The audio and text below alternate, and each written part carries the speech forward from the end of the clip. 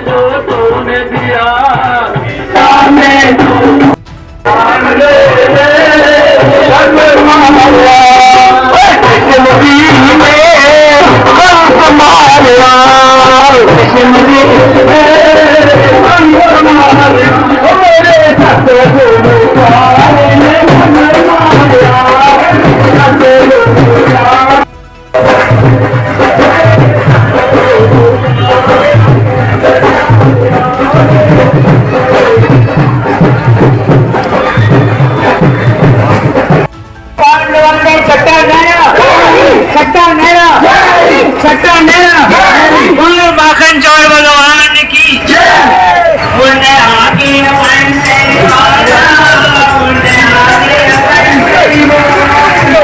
जय सिया राम, राधे राधे, जय श्री कृष्णा।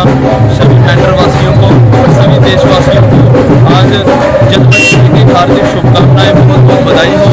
इस बॉर्डर इलाके के ये उस डिस्ट्रिक्ट में सबसे लास्ट कोना है बॉर्डर का, और हनुमान मंदिर मेंढर से हर साल की तरह इस बार भी झांकी निकलती है, और पीछे अभी कोविड की वजह से 1-2 साल नहीं निकली, तो मतलब कि इस बार जो निकली है धूमधाम से निकली है।